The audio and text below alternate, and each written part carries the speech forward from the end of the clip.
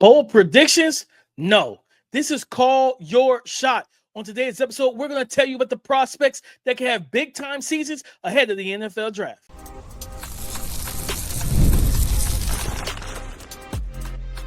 You are Locked On NFL Draft, your daily podcast covering the NFL Draft. Part of the Locked On Podcast Network, your team every day. Welcome back to the Locked On NFL Draft Podcast, your daily podcast covering your favorite draft prospects, part of the Locked On Podcast Network, your team every day. I'm your boy, Damian Parson. I'm an NFL draft analyst with Bleacher Report. That's my guy, Keyon Sanchez. He's a director of scouting with the Draft Network and 2019 national champion with those LSU Tigers.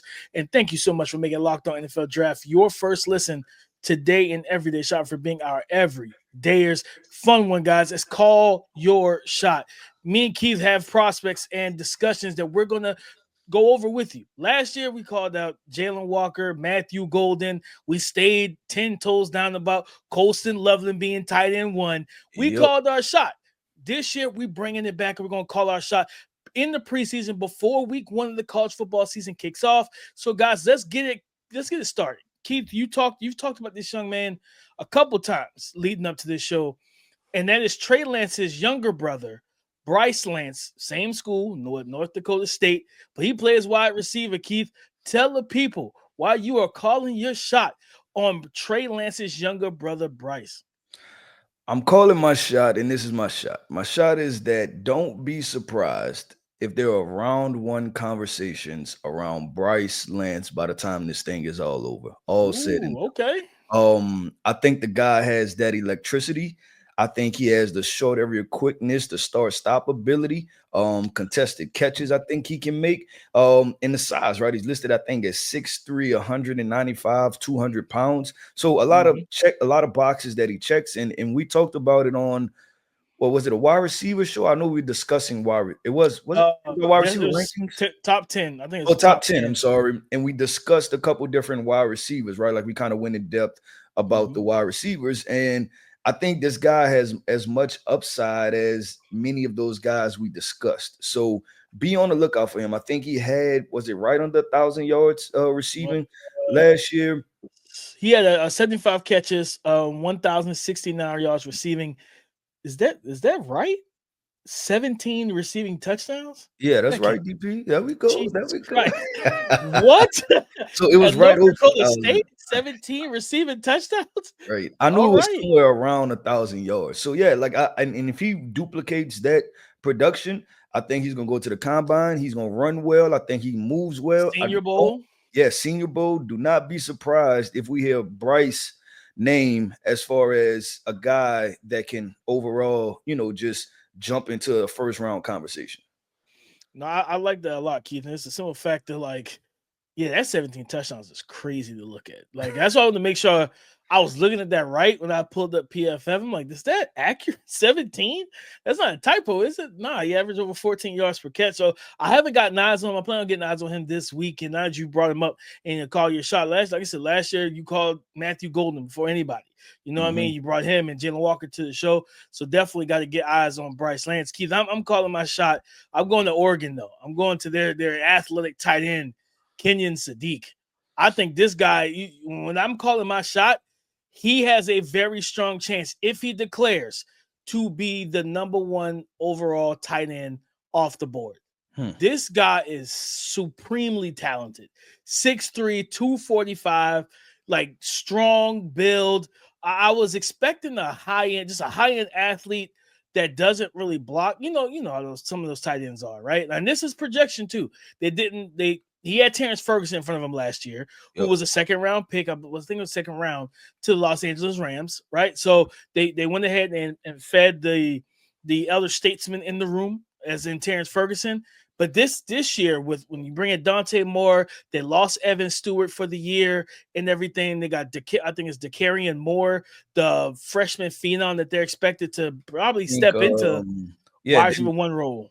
Was it Jurion Dickey, I believe, was just kind of suspended or something like that. And I hope I'm not something else is happening. Yeah. And the reason I'm saying it is because I think that's the point you were getting to, right? As far as target share, right? Target share, 100%. It's going to be opportunities. And what's the Keith, what's the quarterback's best friend? Typically, the tight end. Yep. Like, you know what I mean? It's the tight Across end. the middle of the field. And I just looked it up. DP, it was Jerion Dickey. So they say he's suspended indefinitely, so he could come back for the season, but we don't know, right? But we don't like know, just yeah. to the point, it's more target share for Kenyon Sadiq. No, 100%. 6'3", 245. So, and then watching them how they utilized him last year, like this was some like big wide receiver stuff they would do with him.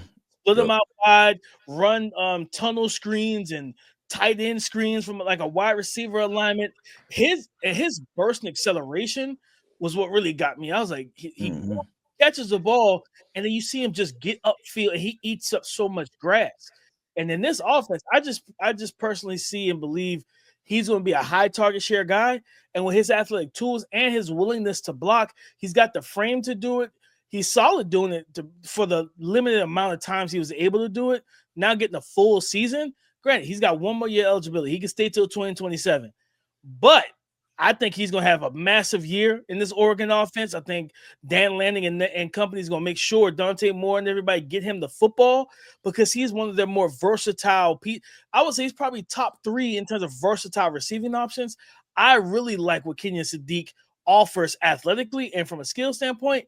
I think, yes, listen, if I could buy stock in him, I'm putting everything on the table right now. I'm buying stock in Kenyon Sadiq. Yeah, it is weird with Kenyon, right? Because usually the growth and progression happens the opposite way. And what I mean is that, like you said, they almost did a lot of gadget stuff with him, right? Yeah. As far as, like you said, the tunnel screens, quick screens, bubbles, stuff like that. And I see his stock taking off, and I'm right there with you. If they let him do the traditional stuff, right? Like just the easy stuff, right? just line up as an inline tight end and run a post or run a seam route, right? Because they just did so many different things with him. But I agree with you, right? It's probably more so to the elder statesman. And not only that, I mean, it wasn't like Terran Ferguson was no scrub, right? He went in the second round. And he was one of my favorite tight ends from last year's class. So it's just more so just the talent that they've had in that room versus, maybe a Kenyon Sadiq situation. But he's definitely one of the prospects I'm excited for. Is there anybody that he reminds you of just from a movement wise? Man. I thought about Eric Ebron when he came out of North Carolina a little bit. Okay. Big, vertical, explosive tight end. And I'm not, we got to see him do all the traditional stuff, but like the movement skills and just the strength and the speed. Like, I remember we talked about when Eli Stowers a little bit, but it is some Brock Bowers, like in terms of that athleticism, and it's like that ability to split them anywhere on the offense. And I can, like, watching the Raiders isolate Brock last year, you can do that type of stuff with Kenyon athletically. Yeah. We got to see Oregon just lean into it. Right, just lean into it. And Dan Lanning, you were there. I'm pretty sure you were there, at least when Brock Bowers got there. So you know what type of talent that was. So use Kenyon Sadiq in that traditional way, but also mix in that manufactured stuff. I mean, Brock Bowers did some of that manufactured stuff too, and just getting him in space and then run after catch. So not calling him Brock, but this dude could absolutely be a first round pick if they lean into his skill set and feed him the football. Yeah, and Brock Bowers is a good one, and who he reminded me of as far as like the straight line acceleration, and what I think his ceiling could be is a Vernon Davis type. One of throwback. Those, I like that. Just like true game changers. And Vernon was probably one of those. He was one of the first tight ends, right, that kind of started shifting into like these guys.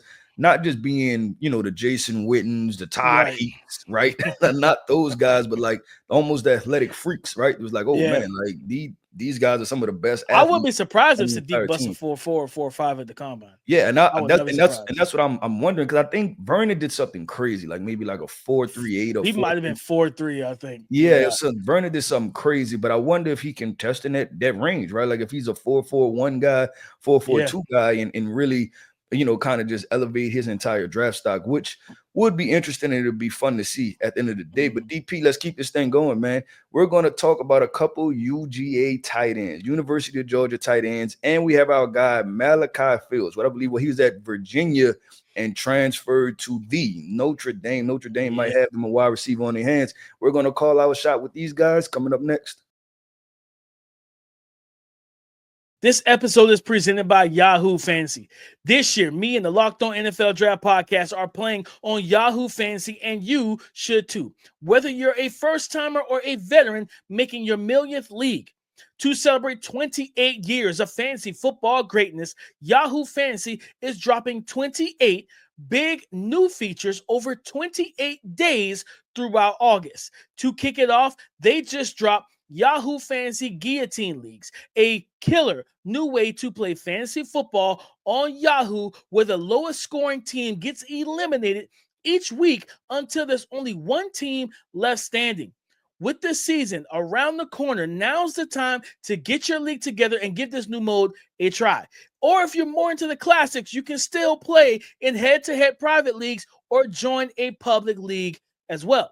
So stay tuned for more killer announcements and start playing Yahoo Fantasy Football now at yahoofantasy.com/lockedonnfl.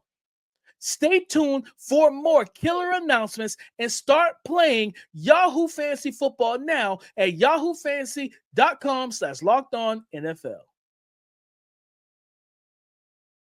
Georgia tight ends, Keith, you want to call your shot on Oscar Delp and then Lawson Luckie. Double L, Lawson Luckie. Keith, talk to the people. If they're everyday, which they should have been by now. If they're not, you need to go ahead and make yourself an everydayer from this point forward. You've heard us talk about Oscar Delp numerous of times. We talked about him last summer, and then Georgia said, we're not going to throw him the football, guys, so no need to talk about it. But they, in the midst of that, there was the emergence of Lawson Luckie. It was just like, all right, how do you have both of these guys and you don't feed them the football to set and establish your passing offense? But nonetheless, Keith, let's talk about these two young, talented tight ends for Georgia. Yeah, DP. So if we had to kind of, call your shot, right, and keeping the theme of basketball. Last segment, I feel like that was probably a 3-pointer, right? You know what I'm saying? Like I got to pull up, do my thing off the dribble, step back. That was a 3, right? This one is probably a half-court shot, okay? Half-court shot with Jokic with a hand in my face, okay? That's and not because it's not because of talent, though. Not because no. That's not because of talent. And I'm explaining this. This one, I believe that the University of Georgia, with both of these guys, Lawson, Luckie, I'm gonna have to get that together because I keep wanting to call him Lucky Lawson. He either got 2 first names or 2 last names. I don't know which one it is, right? he has 2 transitional names. But and Oscar Delp, I'll say this: Georgia has an opportunity to have 2 first-round tight ends. And the reason that I called it a half-court shot, you're right, that these are not factors based on these young men. These young men can ball. They can play the game of football at a very high level. It's if they figured out the quarterback situation and if they are going to give these guys the appropriate amount of touches, right? Because I also know that they got the transfer in, Zachariah Branch, who we talked about on yesterday's episode.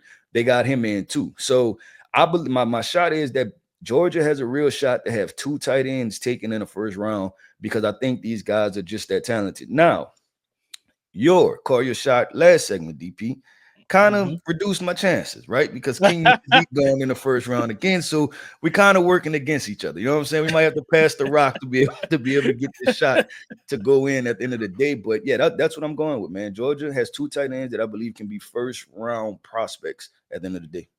Yeah, I think watching. Like I said, Lawson Luckie was a surprising find during the season because I was like, this is another dude who plays like a big wide receiver.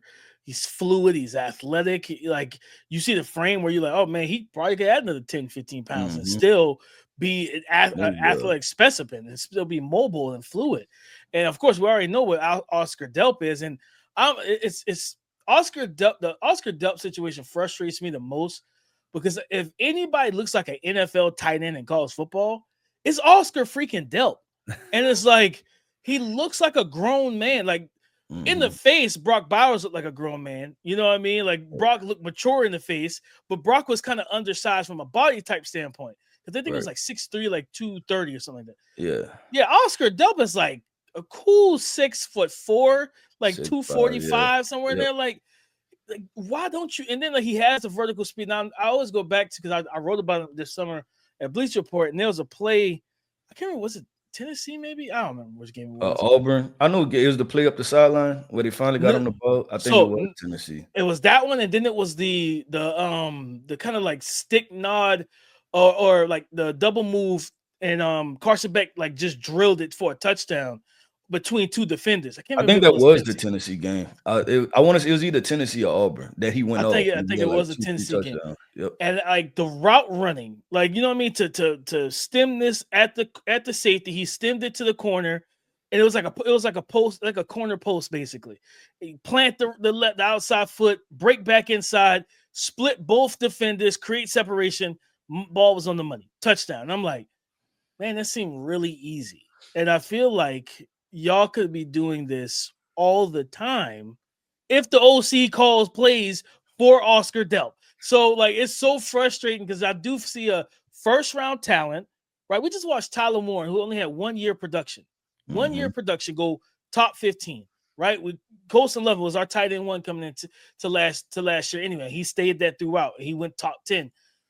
Like, yeah, Oscar Delp could legitimately be a top 20 pick just because of all the physical ability. I'm not gonna lie. If this doesn't go well, I'm gonna be upset with Oscar because I'm like, you know what? You could have transferred to Penn State and got the Tyler Warren treatment, and everybody would have talked about just how good you are finally because he's so talented, Keith. But I'm gonna go to Notre Dame now. I'm gonna get off my soapbox because that situation in Georgia frustrates me with Oscar Delp.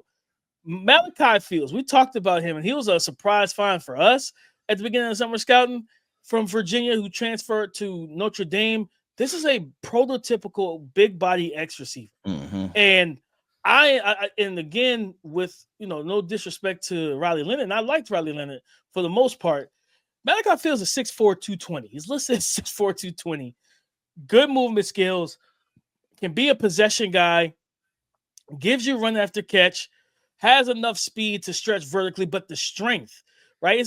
He may not run that 4.4 or 4.3, but if he hits 4.5, and with his stride length and everything else, the body control is outstanding. The catch radius is ridiculous. Like his ability, the back shoulder, he could do all of these things, Keith. So it's like to see, and then this is a guy that's been consistent, over 800 yards back-to-back seasons at Virginia.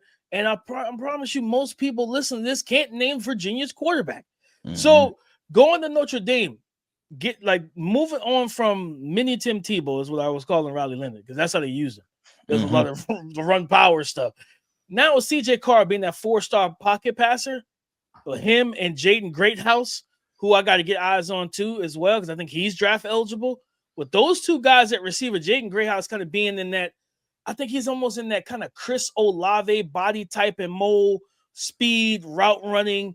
And then you have the big body, sticking with Ohio State, like the Michael Thomas type frame. I think he might be bigger than Michael Thomas. Michael Thomas is like 6'3", 215.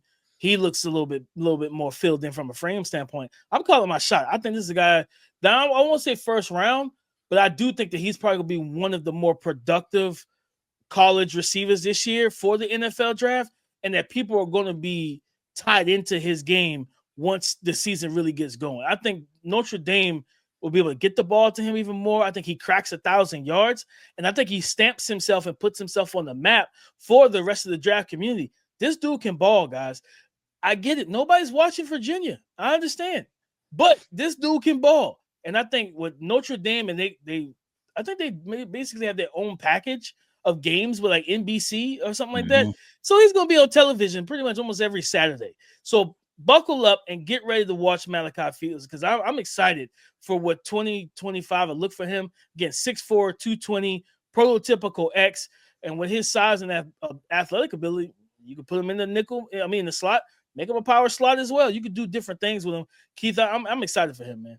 Yeah, no, I agree with that. And I almost brought him up on our top 10 show just because we were talking about the wide receivers, I guess, more known, and then the guys that, hey, this might have a chance for explosiveness, right? Like to turn into something. And he was one of those guys where I was like, the only reason I didn't bring him up because I wasn't 100% sure on Notre Dame's quarterback situation, right? Yeah. That was the only reason I didn't bring him up. But I agree with you from everything, from the being a 6'3", 6'4", 220 pounds, has the opportunity and the potential to be a true XY receiver. You can move him to the power slot. I thought he had short area quickness. He Yeah, could win man. across face with the slant, win across the middle of the field. He can get vertical, contested catch. He can fight when it's contested. Like, when we're talking about press man and I'm running a simple curl and you got that DB right on you, he's a guy that fights to work back to the football. There's a lot to him, to Malachi Fields. And I agree with you 100%. Like, he's one of the guys that I like, and you're talking about call your shot and just your highlight. And you're like, you know what? Invest money into this stock right here because this has the opportunity to blow up. I agree with you with Malachi Fields. DP, let's keep this thing going, man. You're going to talk about Mr. Domani Jackson. And I have a running back take. It could be a running back take. It could be a Coach K's key thought. However we want to phrase it. I'm gonna talk about these running backs in this class, and we're gonna have a conversation about Damani Jackson coming up next.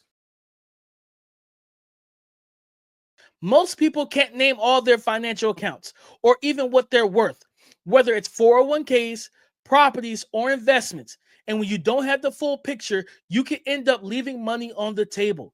That's why there is Monarch Money. It's the all-in-one personal finance tool that brings your entire financial life together in one clean and easy to use interface on your laptop or your phone. Monarch does the heavy lifting for you. You can link all your accounts in minutes, see clear data visuals, get smart categorization of your spending, and finally feel in control of your money without ever touching a spreadsheet. Don't let financial opportunities slip through the cracks. Use the code LOCKEDONNFL at monarchmoney.com in your browser for half off your first year. Again, use the code LOCKEDONNFL at monarchmoney.com in your browser for half off your first year. That's 50% off your first year at monarchmoney.com with the code LOCKEDONNFL. Thank you for making Locked On NFL Draft your first listen today and everyday shot, for being our everydayers. Guys, it's been a minute since we've had a Coach K's key thought. And when you text me and he was like, man, I got to take about the running backs. I'm like, all right, like I need to hear, RBs, those are my guys. So I need to hear what, I'm on the edge of my seat here, Keith, because I'm hoping it is what I think it is. I'm hoping it's super positive about this running back class, because I love this running back class so far from what I've scouted.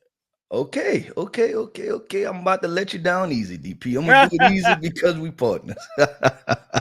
No, it honestly it's not even a negative thing. It's actually this. My running back take is that RB1 in this class we have yet to discuss. And the reason I'm saying that is that I think it's a name that's kind of off the radar. And rolling through these running backs, there are some good ones, right? But I think that there's a guy that potentially transferred to a specific spot. And I don't have the guy in mind now. What I'm saying is we have situations where is it Justice Haynes, who went to Michigan, right? Who left? Was it Alabama? Yeah. We have an Alabama running back, right, that still has to emerge. I think that the potentially the best running back in this class is off the radar right now. And what I'm predicting is somewhat of the Jaden Daniels being a 5th round pick, right? And then him having a hell of a year and jumping up. The Joe Burrow being a 5th, 6th round pick, being off the radar and being QB1. I think instead of it being the quarterbacks, I think it's going to be a running back that comes out of nowhere and takes over and dominates. And we talk about him as RB1 because I do see a lot of potential, DP, with this running back class, and I do like it a lot. It's just I think in years past, like let's say the Bijan and Jameer, well, we knew, right? Because we did the homework and we was like, Jameer at Alabama is going to be crazy, right? But Bijan was a consensus guy. And just certain backs, I think over the past few years, we kind of came in knowing already that like this is probably going to be RB1, this is probably RB2, things like that. But I think this year is going to be an off the radar guy, and I'm excited about it because I think it's only going to add more depth. And we talked about it from a scouting perspective that it actually makes this fun because usually the hay is about 50% in the barn, right? As far as this kind of being wrapped up by the time we get to the season, because from a scouting perspective, because we know the guys, we know where they're at, we know where they've been, right? But there's been so much movement, and I don't know if you feel the same way, that it's only 25% in, right? Like we talked about Mhm. Malachi Fields, that can go left or go right, right? Go right, yeah. It can go either way, but that's what makes this so exciting overall. So that's my take, man. That RB1 in his class is a guy that we aren't really fully discussing yet. No, I mean that's actually not a bad take to me because there is a lot of talent at running back across the country right now. You know what I mean? It's a lot of guys that people just don't know. Now the consensus has, Jeremiah Love at the top. And I wrote about the prospects entering the season under the most pressure. And for me, it was Jeremiah Love, because you look at last year, we entered the off of the summer. It was Quinshon Judkins is RB1, right? It was like, man, like this is the guy. Ashton Genty hit the ground running and never looked back. It was like, yeah, I'll take that RB1 title with me, big fella. You know what I mean? And he never gave it up. Omari Hampton leapfrog Quinshon as well. Became RB2 and was the second RB drafted in the first round. So nothing is for certain. You know what I mean? Even as much as I love Jeremiah Love, no pun intended, I really like Jonah Coleman at Washington. You know what I mean? I really like Katron Allen is I think some people, I've seen people, and people have told me like, yeah, I have him as a top 3 back.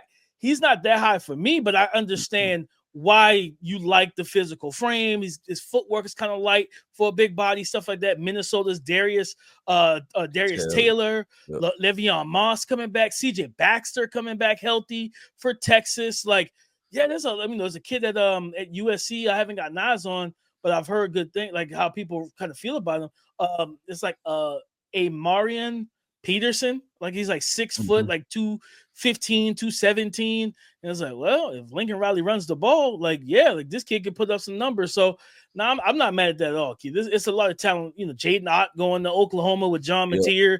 Like, it's a lot of opportunities for guys to keep that RB1 mantle in this type of loaded kind of running back situation. It's going to be tough. Like, you got to go out here and perform it if you're Jeremiah Love. Keith, I'm going to flip the script, go to Alabama, man. That cornerback from Alabama, Domani Jackson, transferred, I think, last offseason from USC to Alabama.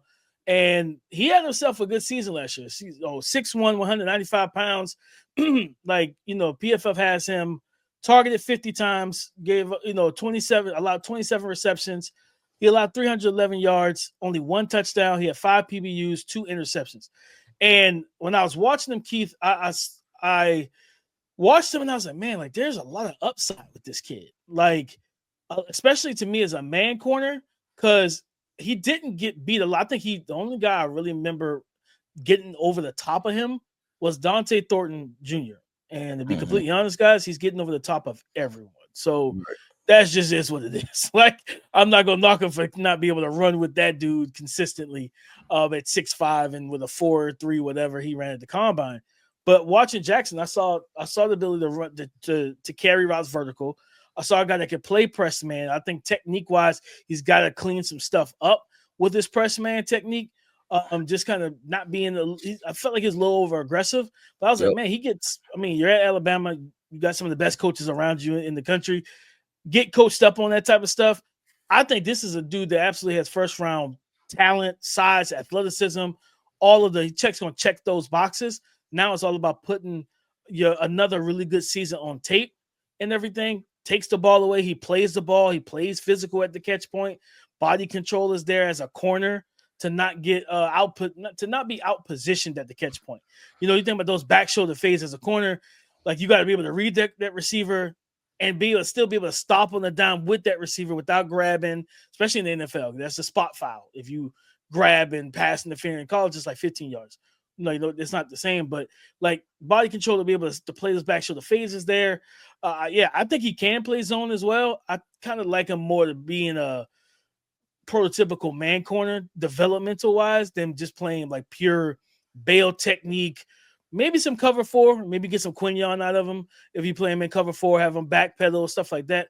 But I think I'd rather have him up at the line of scrimmage, let him disrupt the action, be in the contact window. I think he has a lot of room to grow, but a lot of potential to end up making himself a first-round pick for next year. Yeah, I agree. I think there is a lot of potential for growth, right? And you see some of the better reps. Now, I want to ask you, because I kind of put them in the same bucket as far as strengths and weaknesses, right? And obviously one is ranked over the other. You like him or Dalen Everett better? I like both. I'd like Damani maybe a little more upside wise. Yeah. Dalen, to me, I think Dalen, he wasn't feast or famine last year. He had some moments where like he got a little like sloppy with stuff, a little aggressive, where you want to kind of like pull him back a little bit, but he can ball. And I think he's also a guy that can play man as well. I like Damani a little bit more, but they will probably be graded close. Okay, cool. All right. Nah, and I'm with that. That's why I said I kind of put both of them in the same bucket. And I think if this the year for them to take the next step, right? And I think it's more so eliminating the valleys and kind of, you know what I'm saying, having your peaks be more consistent. Mental mistakes. Mental mistakes. And it seems like both of those guys are reps type guys, right? Like just need more reps and not making this. Don't make the same mistake twice. And understand if it's your first time going through it and you make this mistake the first time, just don't make the mistake again. And I think this should be the year where they clean up both of those kind of situations at the end of the day. But DP, that wraps up another episode, man, of the Locked On NFL Draft Podcast. I want to end this podcast off by saying shout out to our everydayers. Thank you for tapping in with us each and every single day. Every listener is greatly appreciated here. I am Keith Sanchez. You can find me on X at The Talent Code. That right there is my guy, my co-host, Mr. Damian Parson. You can find him on X at DP_NFL. And like we like to say, man, y'all come talk to us because we like to talk back. Go subscribe and follow for free on YouTube, wherever you listen to podcasts, to get the latest episode as soon as it is available. On tomorrow's show, guys, we're going to close out the week ranking our top 10 quarterbacks in the preseason before the college football season starts up in a couple weeks for the 2026 NFL Draft. Where does Arch Manning land? Where does Cade Klubnik land? Where does Fernando Mendoza? All these quarterbacks that we're excited for, where would they land on our top 10 list? Come and join the conversation again tomorrow on the Locked On Podcast Network, your team every day.